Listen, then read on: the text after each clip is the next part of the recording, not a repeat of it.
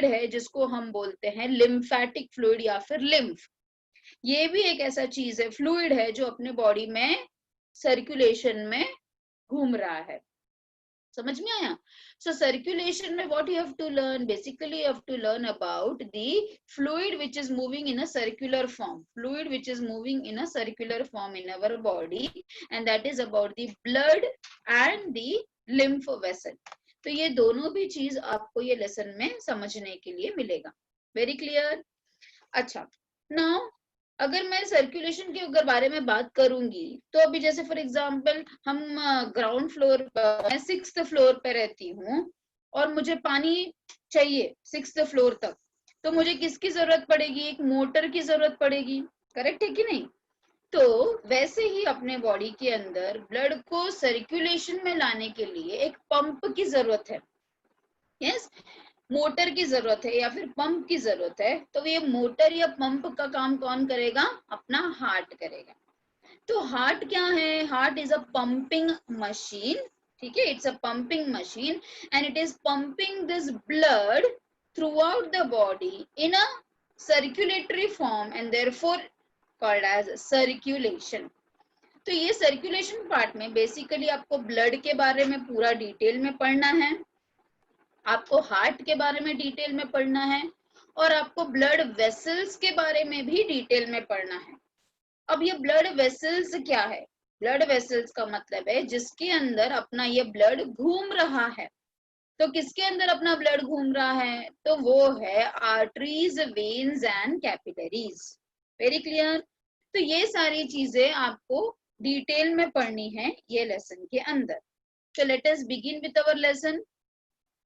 So now, please, I request all of you to take your paper and pen with you, ठीक है, to write down the important things, because अभी ये slides में मैंने बहुत सारी चीजें स्लाइड्स के ऊपर ही लिख के नहीं दी है, आपको बहुत सारी चीजें लिखना होगा। तो प्लीज पेपर और पेन लेकर बैठो, इट्स अ रिक्वेस्ट, और प्लीज इंपॉर्टेंट पॉइंट्स को नोट डाउन करो। So let us begin with our topic. So circulation is the transport of nutrients. अभी ये ब्लड क्या क्या काम कर रहा है? न्यूट्रिएंट का ट्रांसपोर्ट कर रहा है, ऑक्सीजन का ट्रांसपोर्ट कर रहा है, कार्बन डाइऑक्साइड का ट्रांसपोर्ट कर रहा है, एक्सक्रीटरी प्रोडक्ट्स का ट्रांसपोर्ट कर रहा है।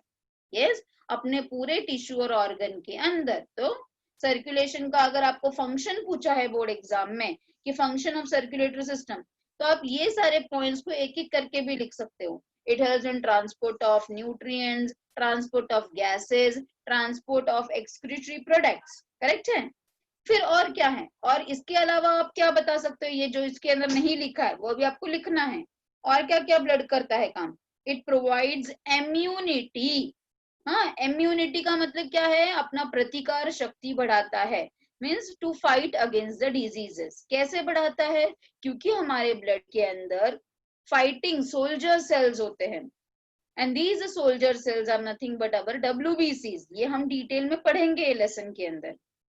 तो blood also helps in immunity. और क्या है? Blood prevents our body from desiccation. Desiccation का मतलब क्या होता है? Drawing up. अगर ये फ्लूइड नहीं होता तो अपने हर एक ऑर्गन सूख जाते, ड्राई अप हो जाते, तो अपने बॉडी को वो डेसिकेशन से बचाता है या ड्राइंग अप से बचाता है। ठीक है?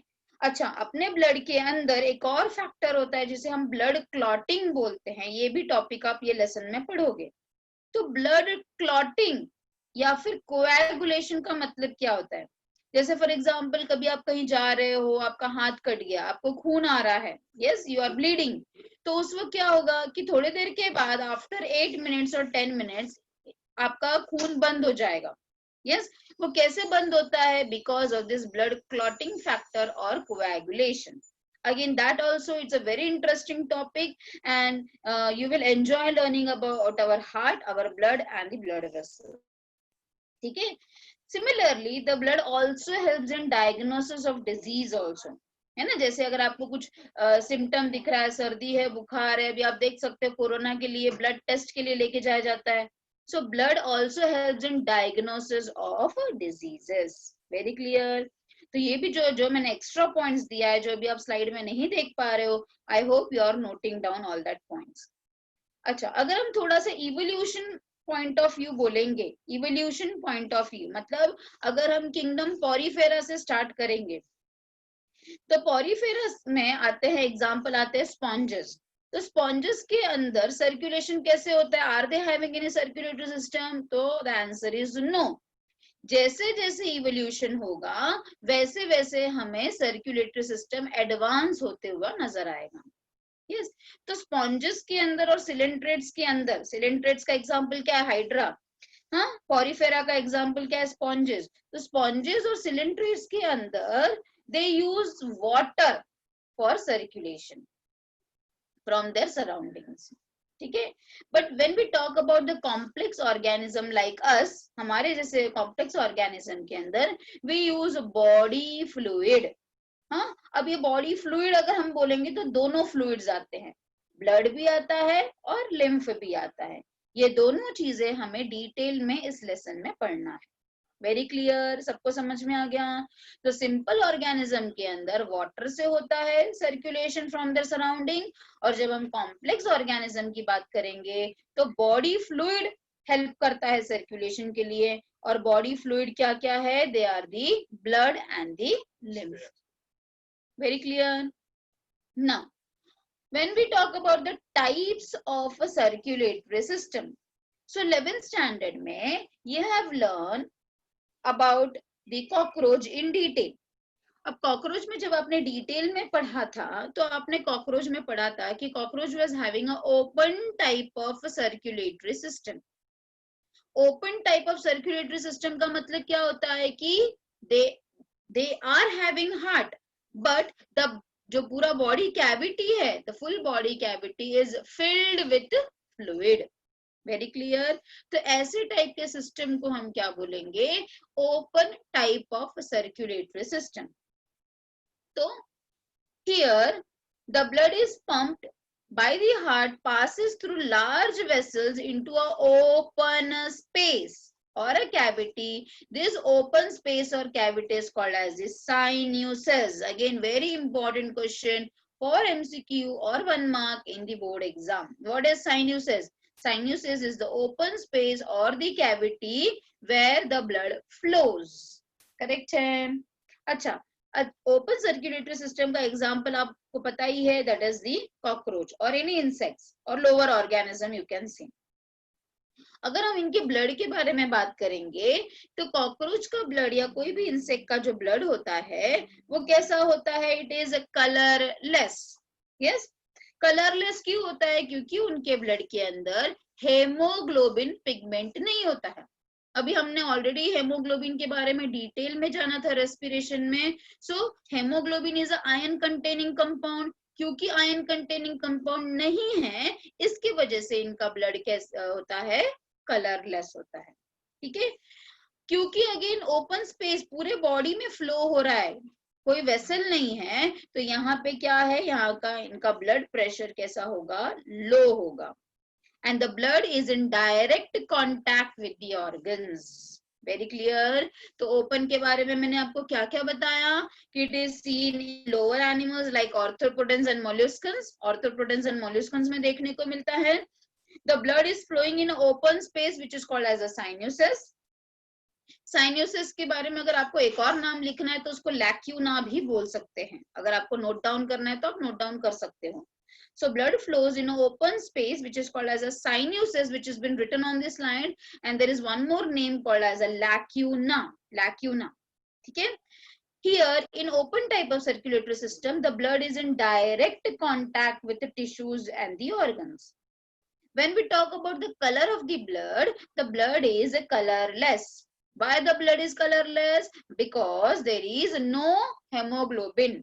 Because there is no hemoglobin. Okay? And blood pressure is also very low in case of open type of circulatory system. समझ में आ गया सबको ओपन टाइप? तो चलो अब हम क्लोज टाइप की तरफ चलते हैं। क्लोज टाइप का मतलब है जब हार्ट और ब्लड, मतलब जो ब्लड है वो डायरेक्टली कांटेक्ट में नहीं है, ब्लड जो है वो डायरेक्टली कांटेक्ट में नहीं है। Yes, so that type of circulatory system is called as the closed type of circulatory system. where it is seen in our body. It is seen in higher animals like the human beings, or from annelidas it is starting. Earthworm के पास भी आप देख सकते हो क्या, I've shown you the diagram of an earthworm. They also have the closed type of circulatory system. अच्छा, अब इसके अंदर हम क्या क्या बोल सकते हैं कि blood is never in direct contact with tissues or the organ. The blood is never in direct contact with tissues and organs. Blood is red in color. Why it is red in color? Because of the presence of hemoglobin. Correct hai? Yes, and the blood pressure is always high as compared to the open type of circulatory system. Here, in case of closed circulatory system, we have a pumping organ which we call as a blood, and the blood is flowing into the blood vessels. They are the arteries, veins and capillary. Very clear to all of you? समझ में आ गया? So we have seen the distinguish between the open type and closed type. चलो, let us know something about the evolution part. तो अगर हम evolution wise देखेंगे तो हम अगर Pisces से शुरू करते हैं, Pisces till mammalians. So Pisces के बाद amphibians आता है, amphibians के बाद reptiles and reptiles के बाद आता है mammals. So अभी हम closed type के circulatory system के बारे में detail में पढ़ेंगे. Very clear, we have just seen the comparison between the open and closed type. Now we are focusing mainly on the closed type of circulatory system. So when we talk about the fishes, देखो आप देख सकते हो कि जैसे जैसे evolution होगा वैसे वैसे chambers of heart is increasing. When we talk about fishes, they are having just two chambered heart. One is atrium and one is ventricle. Now what is atrium and ventricle? जो ऊपर chamber होता है heart का उसे atrium बोला जाता है, और जो lower chamber होता है heart का उसे ventricle बोला जाता है. ठीक है, अगेन वो भी आप डिटेल में समझोगे इस लेसन में, पर अभी के लिए इतना सिर्फ जानो कि फिशेस के पास टू चेम्बर हार्ट होता है, एक एट्रियम एंड एक वेंट्रिकल. फिर इवोल्यूशन हुआ, फिशेस के बाद एम्फीबियंस आए. एम्फीबियंस के अंदर हमें क्या देखने को मिला? They were having three chambered heart now, two atria and a ventricle. ऊपर के दो चेम्बर और नीचे का एक chamber. So two atria upper chambers and lower chamber is one, that is ventricle. फिर इवोल्यूशन हुआ, रेप्टाइल्स आए. Reptiles were also having three chamber heart, but they were showing incomplete partition for ventricles. Very clear, three chamber ही heart था, पर ये जो ventricles है ना वो इनकम्प्लीट पार्टीशन था. अच्छा, रेप्टाइल्स के अंदर फिर थोड़ा इवोल्यूशन हुआ और फिर आए mammals and birds, aves and mammals. Aves and mammals के अंदर there is a proper four chamber heart. But when we talk about exception, तो exception में reptiles में आता है crocodile. Crocodile is also having four chamber heart. समझा आप लोगों को? तो फिशेस में टू चेम्बर हार्ट, एम्फीबियंस में थ्री चेम्बर हार्ट, रेप्टाइल्स में थ्री चेम्बर है, पर ये जो थ्री चेम्बर है वो इनकम्प्लीट थ्री चेम्बर्स है वेंट्रिकल्स का. और रेप्टाइल्स में सिर्फ एक crocodile is a reptile and it is exception for having this three chamber heart. Crocodile is having four chamber heart. और फिर आता है birds and mammals, that is aves and mammals, they are having complete four chamber heart. तो again आप देख सकते हो यहाँ पे डायग्राम में, ये जो ऊपर के दो चेम्बर्स है दे आर एट्रिया, और नीचे के जो चेम्बर्स है दे आर वेंट्रिकल्स. ठीक है, तो इतना ही सिर्फ आपको ये जानना है ये लेसन के लिए, थोड़ा सा इवोल्यूशन के लिए. अब हम डिटेल में आपको इस लेसन में अपने खुद के सिस्टम के बारे में पढ़ना है, that is about our own system, that is heart, human heart, blood and blood system. अच्छा, before starting with our system, I just wanted you all to know the difference. There are three patterns of circulation. This is something extra I'm telling you. So there is single circulation, there is incomplete double circulation. Single circulation you can see in case of fishes, incomplete double circulation you can see in case of frogs, and double circulation you can see in higher aves and mammals. ठीक है? अच्छा, अगर हम so let us have a just distinguish, or you can understand the meaning of the single circulation. So when we talk about the single circulation, it is seen in fishes. Heart receives impure blood only. इसके लिए ऐसे heart को, किसके heart को, fishes के heart में जिसमें single circulation होता है, ऐसे हार्ट को हम बोलते हैं वीनस हार्ट. वीनस हार्ट का मतलब है they receive impure blood. So you can see the circulation I have written. Deoxygenated blood from heart, then oxygenation by gills and supplied to the all body parts. Again, deoxygenated blood is going back to the heart. So you can see the diagram also to for y'all to show how the single circulation is taking place. So अभी आपको यहाँ पे क्या सिर्फ इतना याद रखना जरूरी है कि सिंगल सर्कुलेशन फिशेस में होता है और फिशेस के हार्ट को हम वीनस हार्ट बोलते हैं. ठीक है, ये इतना डिटेल में जाने की जरूरत नहीं है. This I have given you to understand the circulation pattern. ठीक है, चलो अब आते हैं हम इनकम्प्लीट डबल सर्कुलेशन पे. तो अगर हम इनकम्प्लीट डबल सर्कुलेशन की बात करेंगे तो आते हैं एम्फीबियंस एंड रेप्टाइल्स. ठीक है, एम्फीबियंस एंड रेप्टाइल्स.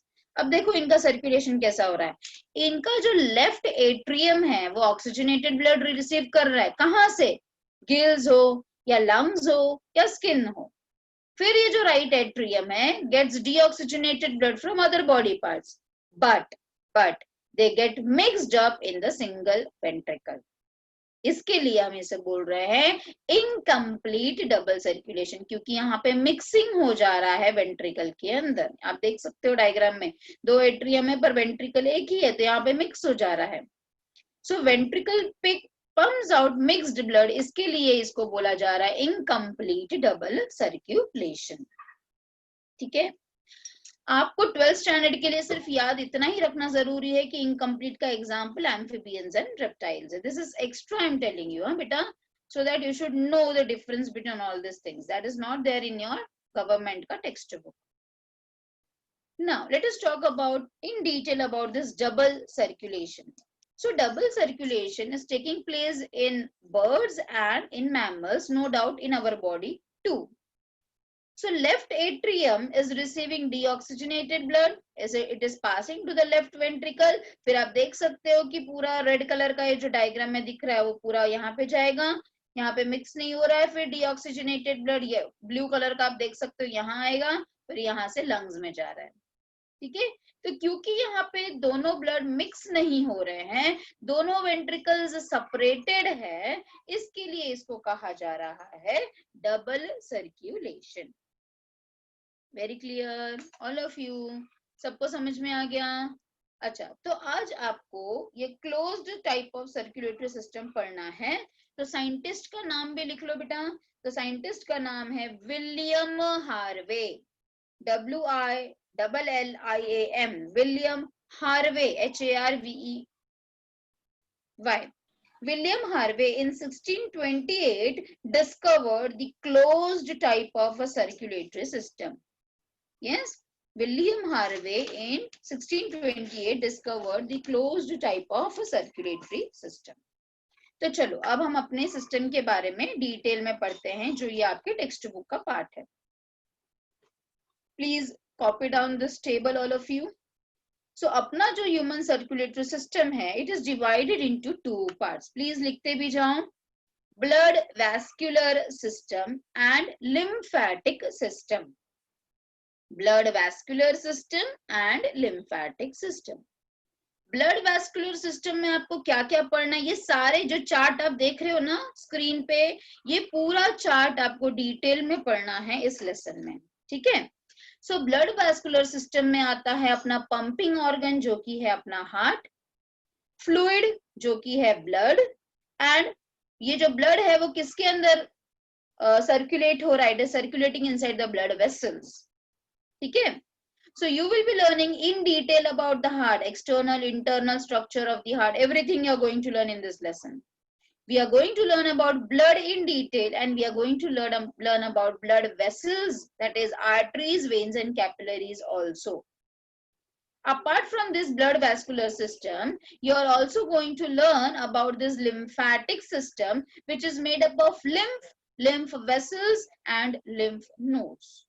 सो धीरे धीरे एक एक पॉइंट्स को हम पढ़ते समझते हुए चलते हैं। तो सबसे पहले हम ब्लड से शुरुआत करते हैं। So blood, when we talk about blood, तो डेफिनेशन क्या आना चाहिए ब्लड का? चलो लिखते भी जाओ। ब्लड का definition should be, it is a fluid connective tissue. Fluid क्यों? क्योंकि लिक्विड फॉर्म में है।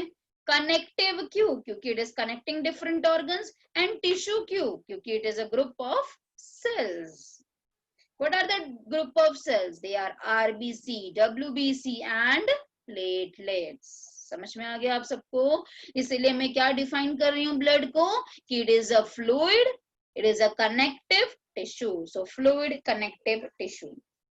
When we talk about the origin, so blood is mesodermal in origin. No doubt it is bright red in color.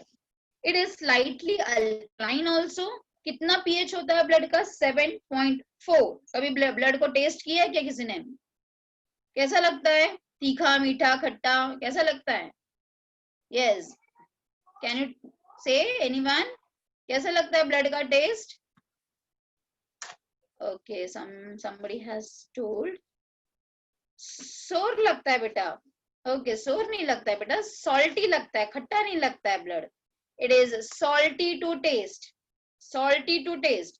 क्योंकि you know that when the pH is 7.4 means slightly alkaline pH में salty to taste होता है. Yes बेटा.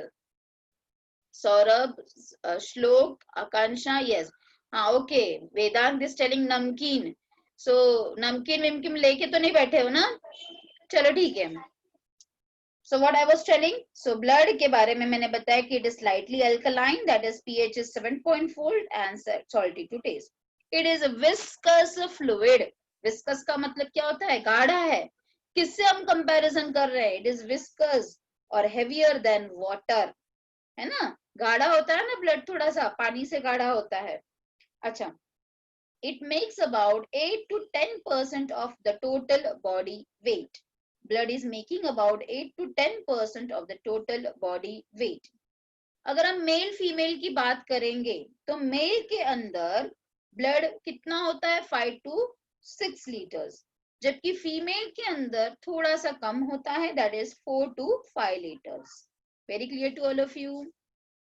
अच्छा, next, study of blood को क्या बोला जाता है? अभी ये पॉइंट्स आ गया तो ये भी मैं बताना चाहूंगी आपको. What is study of blood called as? तो ब्लड को क्या बोला जाता है? It is called as haem. HAEM. Haem. तो स्टडी को क्या बोला जाएगा? लॉजी. तो फिर स्टडी ऑफ ब्लड क्या हो जाएगा? Haematology. Study of blood will be called as haematology. अच्छा, फिर आप मुझे पूछोगे कि मैम ब्लड बनता कहाँ पर है? यस, तो ब्लड कहाँ बनता है? अपने बोन मैरो में बनता है. यस. और फिर आप पूछोगे बोन मैरो कहाँ पर है? तो अपने जो लॉन्ग बोन्स होते हैं उसके अंदर होता है अपना रेड बोन मैरो, जहां पर अपने ब्लड सेल्स तैयार होते हैं. Very clear? तो formation of blood is called as hemopoiesis. ये सब टर्म्स को याद रखो.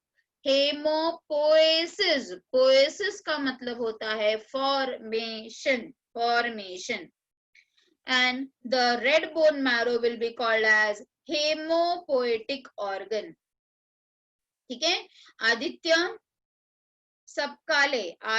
सबकाले शायद अगर आप बैठ के लिख के पढ़ोगे तो that will be more better. So के मत पढ़ाई करो बेटा, ठीक है?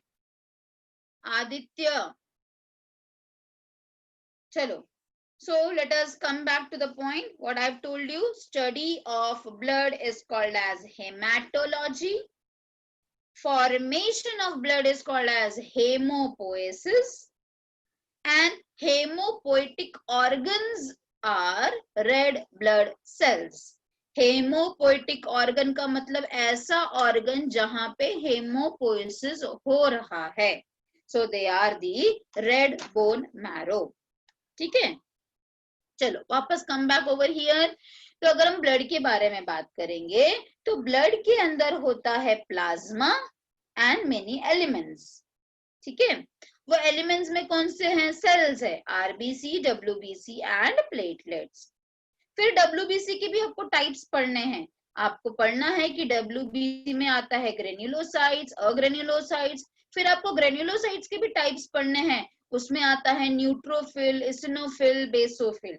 एंड अग्रेन्युलोसाइट्स के भी आपको ये सब टाइप्स पढ़ने हैं, लिम्फोसाइट, मोनोसाइट, हाँ, and it's type. So basically ये जो पूरे चार्ट में जितने भी टर्म्स आपको नजर आ रहे हैं, ये सारी चीजें आपको डिटेल में पढ़ना है इस लेसन में, ठीक है? तो let us move on our study with the blood now. तो मैंने ब्लड के बारे में आपको काफी चीजें बता दी हैं। तो let us now learn the next topic which is important for the board exam, that is a composition of blood. composition of blood मतलब ब्लड किस चीज से बना है?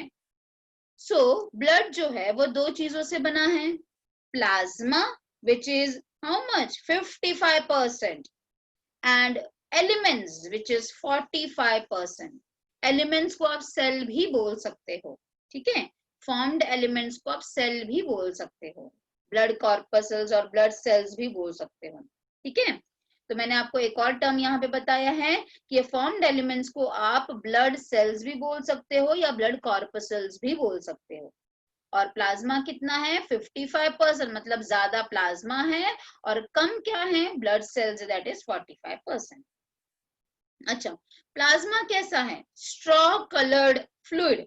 स्ट्रॉ का मतलब क्या होता है? लाइट येलो कलर फ्लूइड है, स्लाइटली अल्कलाइन है, इस बारे में हमने जाना है। It is a fluid matrix. आप डायग्राम में देख सकते हो, जो लाइट येलो कलर का नजर आ रहा है, जो फ्लूइड पार्ट जो आपको नजर आ रहा है, वो क्या है? प्लाज्मा। मतलब जो ब्लड का फ्लूइड पार्ट होता है उसे हम प्लाज्मा बोलते हैं।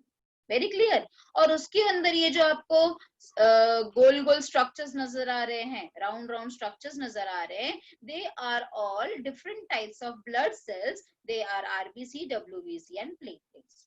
तो आई होप आपको इतनी चीजें समझ में आ गई हैं कि जो फ्लूइड पार्ट होता है ब्लड का उसे हम प्लाज्मा बोलते हैं, और जो सेल्स है they are nothing but this elements of the blood, ठीक है?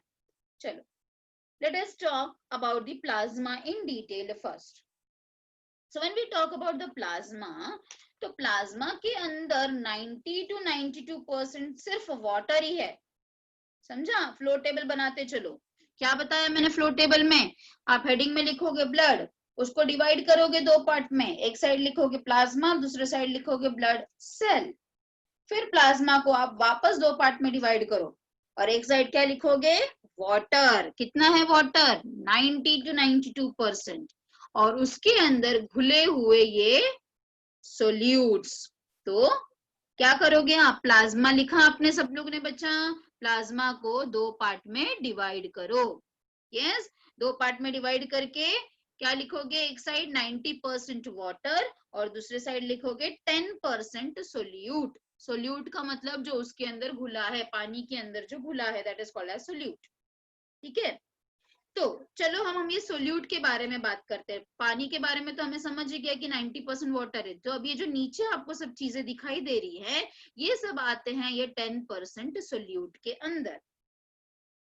तो again when we talk about solute, two picture comes in my mind. I can see there are some organic solutes और नीचे में देख सकती हूँ कि there are some inorganic solutes also present. So again you can divide this 10% solute into two parts. 10% solute जहां पे आपने लिखा है बेटा, उसको दो पार्ट में डिवाइड करो। एक साइड लिखो 9% ऑर्गेनिक और दूसरे साइड लिखो 1% इनऑर्गेनिक। यस, 9% ऑर्गेनिक और दूसरे साइड 1% इनऑर्गेनिक। अच्छा, अगर हम ऑर्गेनिक की बात करेंगे तो कौन कौन से आता है? सबसे पहले मैं देख सकती हूँ कि प्रोटीन्स ही बहुत ज्यादा है। ये 9% ऑर्गेनिक में से प्रोटीन का ही लेवल बहुत ज्यादा है। कौन कौन से प्रोटीन्स है? Fibrinogen, globulin, albumin. चलो मैं आपको फटाफट वन लाइन में इसका मतलब भी समझा देती हूँ, ठीक है? अगर हम फाइब्रिनोजेन की बात करेंगे तो हम इसी लेसन में पढ़ेंगे ब्लड क्लॉटिंग, ठीक है? तो ब्लड क्लॉटिंग में ये फाइब्रिनोजेन मदद करता है। और एक चीज होता है जो मदद करता है, वो भी लिख लो, फाइब्रिनोजेन एंड प्रोथ्रोम्बिन, वो भी अपने प्लाज्मा में ही प्रेजेंट होता है, लिख लो। fibrinogen, prothrombin present in plasma helps in blood clotting. Globulin, globulin क्या करता है, अपने इम्यूनिटी सिस्टम में मदद करता है, immunity system. Albumin, albumin helps in osmotic balance. Osmotic मतलब सॉल्ट एंड वाटर के बैलेंस पे ध्यान देता है. एक और होता है प्रोटीन जिसको हम बोलते हैं heparin. Heparin is anti coagulant. Anti coagulant का मतलब क्या होता है, अपने ब्लड को क्लॉट होने नहीं देता है नॉर्मल सर्कुलेशन में. अगर नॉर्मल सर्कुलेशन में अपना ब्लड क्लॉट हो गया तो ब्लड चोकअप हो जाएगा. यस, तो कितने प्रोटीन्स की मैंने बात बताई आपको, मैंने यहाँ पे तो लिखा है 3, पर आपको मैंने बताई कितने कितने प्रोटीन्स बताए, 5 प्रोटीन्स के नाम बताया मैंने. चलो बोलते जाओ. फाइब्रिनोजेन, प्रोथ्रोम्बिन, दोनों किस काम के लिए हैं, they are helping in blood clotting. Globulin क्या काम करता है, globulin helps in immunity, increasing our immunity system. Albumin, albumin क्या करता है, osmotic balance. And heparin, heparin helps in, is an anticoagulant. Anticoagulant का मतलब है अपने ब्लड को नॉर्मल सर्कुलेशन में क्लॉट होने नहीं देता है. ठीक है. अच्छा, इसके अलावा भी बहुत सारी चीजें हैं. इसके अलावा है ग्लूकोज, इसके अलावा है amino acid, lipids, cholesterol, gases, everything. अगर हम इनऑर्गेनिक की बात करेंगे तो ये सारे आयन्स प्रेजेंट है. Sodium, potassium, magnesium, chloride, calcium, all these ions are present in inorganic form. तो आई होप आप सभी बच्चों ने ये प्लाज्मा का अच्छी तरह से फ्लो टेबल बना लिया होगा. Just check whether I am, आपने वैसे ही लिखा है जैसे मैंने बताया है आपको. मैं वापस रिपीट कर रही हूँ. You have written blood. You have divided this blood into 2 parts. That is plasma at one side, blood cells at one side. Plasma is 55%, blood cells is 45%. Blood cells में आप RBC, WBC, platelets लिख के आपने छोड़ दिया. फिर अभी हमने आज क्या पढ़ा प्लाज्मा के बारे में. प्लाज्मा के अंदर 90% वाटर है और 10% सोल्यूट है. फिर आपने जो 10% सोल्यूट है उसको वापस 2 पार्ट में डिवाइड किया as 9% organic solute and 1% inorganic solute. ठीक है. फिर ये जो 9% ऑर्गेनिक सोल्यूट है उसमें हमने देखा कि 6 to 8% प्रोटीन्स है. मैंने 5 प्रोटीन्स के आपको नाम बताए हैं. First one is fibrinogen, prothrombin, fibrinogen, ये दोनों का काम क्या है, blood clotting. Globulin helps in immunity system. Albumin helps in osmotic balance. और एक और प्रोटीन का नाम बताया मैंने, heparin. Heparin is an anti coagulant. उसके अलावा और कौन कौन से हैं चीजें ऑर्गेनिक में जो आते हैं, तो ऑर्गेनिक में और कौन सी चीजें आती हैं, ग्लूकोज आता है, अमाइनो एसिड्स आता है, लिपिड्स आता है, कोलेस्ट्रॉल होता है.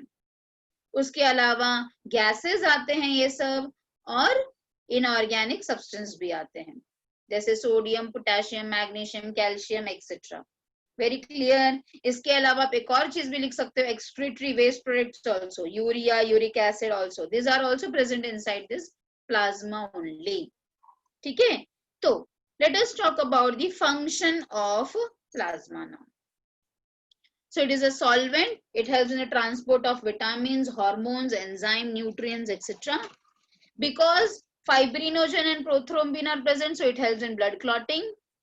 It acts as antibodies. क्यों antibodies? क्योंकि globulin है. तो globulin है तो डिफेंस सिस्टम कर रहा है, मतलब इम्यूनिटी सिस्टम बना रहा है, मतलब एंटीबॉडीज बना रहा है. एल्ब्यूमिन है तो ऑस्मोटिक बैलेंस कर रहा है. ये सारे मिनरल्स, न्यूट्रिएंट्स है तो एनर्जी प्रोवाइड कर रहा है. इनऑर्गेनिक चीजें है तो ऑस्मोसिस मेंटेन कर रहा है, ब्लड क्लॉटिंग में मदद कर रहा है, मसल कॉन्ट्रैक्शन में मदद कर रहा है. और गैसेस है तो ट्रांसपोर्ट कर रहा है गैसेस का भी. समझ में आ गया सबको? सो दिस शुड बी, जो उसके चीजें प्रेजेंट है, जो भी कॉन्स्टिट्यूएंट है प्लाज्मा का, वैसे ही उसका काम है. I hope the things are very clear.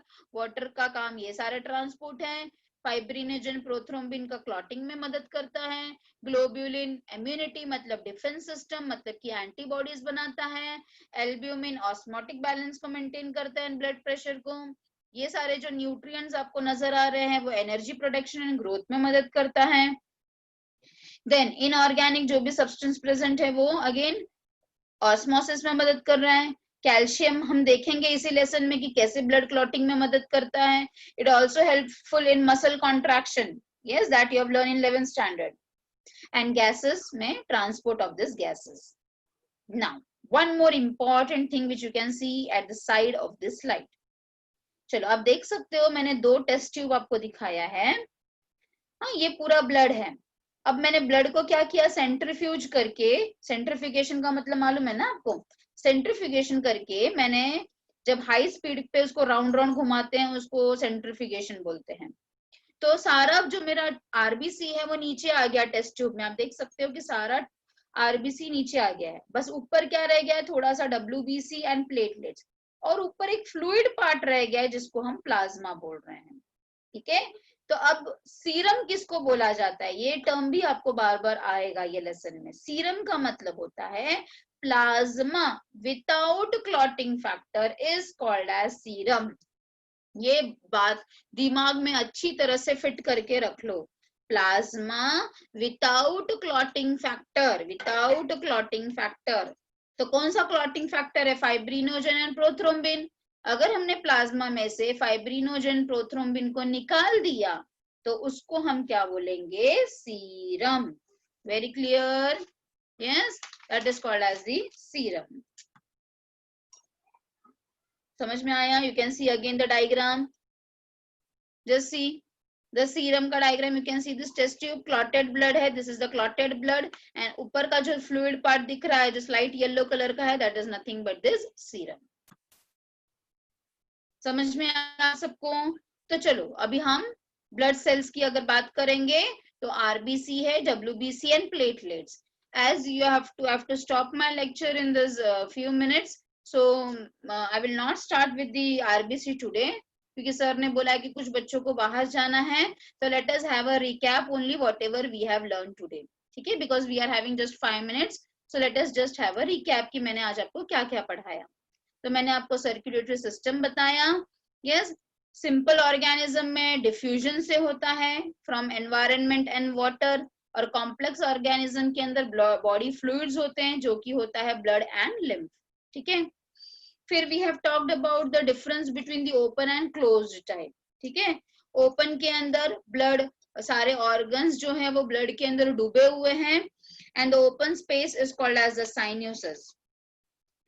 Yes, the open space is called as a sinuses, या फिर मैंने एक और नाम बताया था साइनोसिस को, क्या नाम बताया था, लैक्यूना बताया था, लैक्यूना।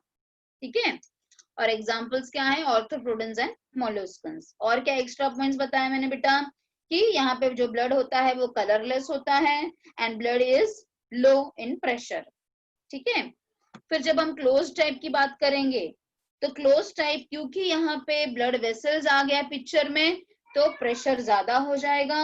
यस, और क्या क्या है, the blood is flowing through a proper system और proper vessel, they are arteries, veins and capillaries, and heart is supposed to be the pumping organ. ठीक है, then we can see this type of circulatory system from annelids and chordates. ठीक है, then we have seen the comparison between the different organism. With that we have learned the evolution also, कि how the chambers of heart has increased from 2 chamber till 4 chamber, कैसे evolution में heart का chamber increase हुआ। तो जब हम Pisces की बात करेंगे, फिशेस की बात करेंगे, तो उनके पास 2 चेम्बर हार्ट है। एम्फीबियंस की बात करेंगे तो हार्ट चेम्बर बढ़ गया, 3 चेम्बर हो गया। रेप्टाइल्स की बात करेंगे तो again they are 3 chamber but incomplete partition for ventricles. अगर हम मैमल्स की बात करेंगे और एव्स की बात करेंगे, बर्ड्स एंड मैमल्स की बात करेंगे, तो they are all having a complete 4 chamber heart. So हमने इवोल्यूशन थोड़ा सा समझा इसमें। फिर हमने देखा कि 3 टाइप के पैटर्न्स होते हैं सर्कुलेशन के, single, incomplete and double. Yes, single के लिए हमने एग्जांपल देखा था फिशेस का, क्योंकि फिश के अंदर, फिश के हार्ट के अंदर इम्प्योर ब्लड मतलब डीऑक्सीजनेटेड ब्लड ही घूमता है, इसीलिए हम उसके हार्ट को वीनस हार्ट बोलते हैं। ठीक है, फिर हमने देखा इनकम्प्लीट डबल सर्कुलेशन जो एम्फीबियंस और रेप्टाइल्स में होता है, इसको इनकम्प्लीट क्यों बोला जा रहा है? क्योंकि यहाँ पे जो वेंट्रिकल्स है, सिंगल वेंट्रिकल है और वहां पे मिक्सिंग हो रहा है ब्लड का। Yes, ventricle pumps out mixed blood, इसके लिए हम इसको इनकम्प्लीट डबल सर्कुलेशन बोल रहे हैं। फिर हमने जो हमारे बॉडी में होता है, दैट इज हमने डबल सर्कुलेशन की बात की। तो डबल सर्कुलेशन में आते हैं बर्ड्स एंड मैमल्स। तो ये आप वैसे भी डिटेल में पढ़ोगे इस लेसन में ह्यूमन हार्ट के बारे में कि कैसे डबल सर्कुलेशन होता है, कैसे लेफ्ट एट्रियम से ब्लड पूरे बॉडी में जाता है और कैसे राइट एट्रियम से डीऑक्सीजनेटेड ब्लड आता है। All this things I am going to explain you in this particular lesson. फिर हमने ह्यूमन सर्कुलेटरी सिस्टम की बात की। तो मैंने आपसे कहा था टेबल कॉपी डाउन करने के लिए जो जो भी चीजें आपको नजर आ रही है यहाँ पे, यस, वो आपको सब पढ़ना है इस लेसन में, ठीक है। So let us talk about this blood vascular. There are two system, blood vascular system and lymphatic system. Yes, blood vascular system में आता है heart, blood and blood vessels, और लिम्फेटिक सिस्टम में आता है lymph, lymph vessels and lymph nodes. जिसमें से आज हमने किसको टच किया? सिर्फ हमने ब्लड को पढ़ा, और ब्लड में भी आज हमने क्या पढ़ा? सिर्फ और सिर्फ प्लाज्मा पढ़ा है। ये सारी चीजें आज हमने नहीं पढ़ी है। We have just learn about blood and we have learn about this plasma. तो ब्लड के बारे में मैंने क्या क्या पॉइंट्स बताए थे, जस्ट एक बार देख लो आपने वो चीज लिखी है या नहीं लिखी है। तो मैंने बताया था कि blood is a fluid connective tissue, it is mesodermal in origin, it is bright red in colour, it is slightly alkaline, that is pH is 7.4, so salty to taste. It is viscous fluid, so heavier than water. It is making about 8 to 10% of our total body weight. When we talk about the volume of blood, in male it is 5 to 6 liters and in female it is 4 to 5 liters. Study of blood is called as hematology. Hematology. Formation of blood is called as hemopoiesis. Poiesis. As we know that the blood cells are been formed inside our red bone marrow, so red bone marrow is called as hemopoietic organ. Hemopoietic organ. So ये सारे terms मैंने आपको बताए. फिर we have talked about the composition of blood. In composition of blood we have seen 55% is contributed by the plasma, which is the fluid part of the blood, and 45% are the cells. They are RBC, WBC and platelet. So plasma is nothing but a straw colored fluid making about 90% of water and 10% of this solute. When we talk about this solute, again solute is divided into two parts as organic and inorganic solutes. When we again talk about the organic solute, maximum is contributed by the proteins. So there are 5 different types of proteins inside the plasma. They are albumin, globulin, prothrombin, fibrinogen and heparin. Functions of which I've told you just now: albumin for osmotic balance, globulin for defense system, prothrombin, fibrinogen as a clotting factor, and heparin is an anticoagulant. Apart from this, there are nutrients which are circulating in the form of plasma in our blood, that is glucose, amino acid, lipids, cholesterol, etc. There is gases also present and inorganic substances which are either sodium, chloride, sulfates, phosphates, etc. So taking all these things into consideration, we have learned about the function of plasma too. One more important thing we have learned over here about the serum. What is serum? Plasma without clotting factor is called as serum. Okay, very clear. So you can see in the diagram also, this is the clotted blood and this is the serum. So plasma without clotting factor is called as serum. So today we have learned till plasma. Acha, there is some question.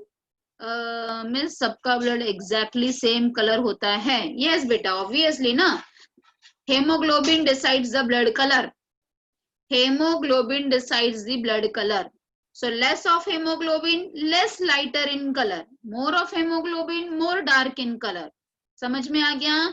We have कविता, आपको समझ में आ गया doubt बेटा?